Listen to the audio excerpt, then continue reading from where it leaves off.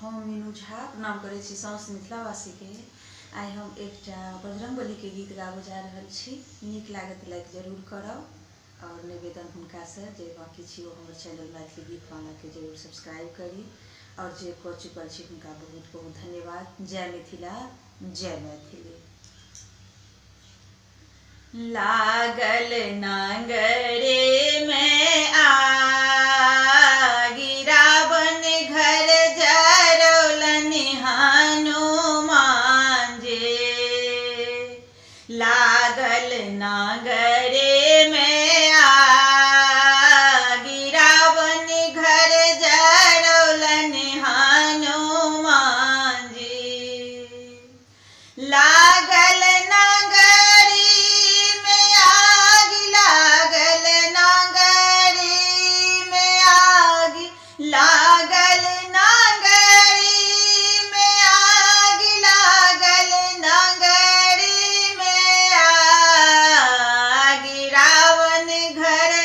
जरौलन हनुमान जे।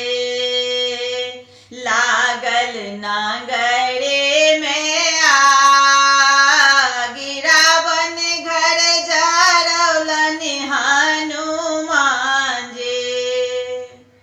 बजरंगी के पकड़लक रावण के सेना, पुछड़े में आगी लगाए देलक सेना।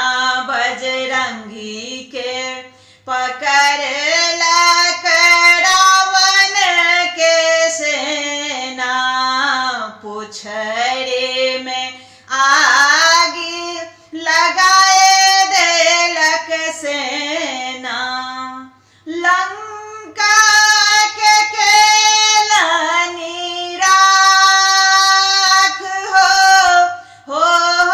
लंका के केलनि राखी, रावण घर जरौलन हनुमान जे।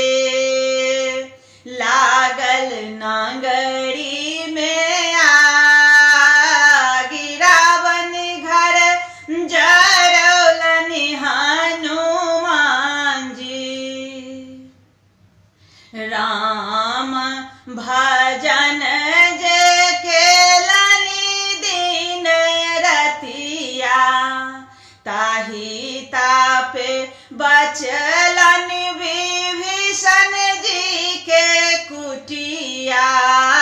राम भजन जे केलनि दिन रतिया, ताहि तापे बचलन विभीषण जी के कुटिया। रामक महिमा अपार हो रामक महिमा अपार, रावण घर जरौलन हनुमान जे। लागल नांगर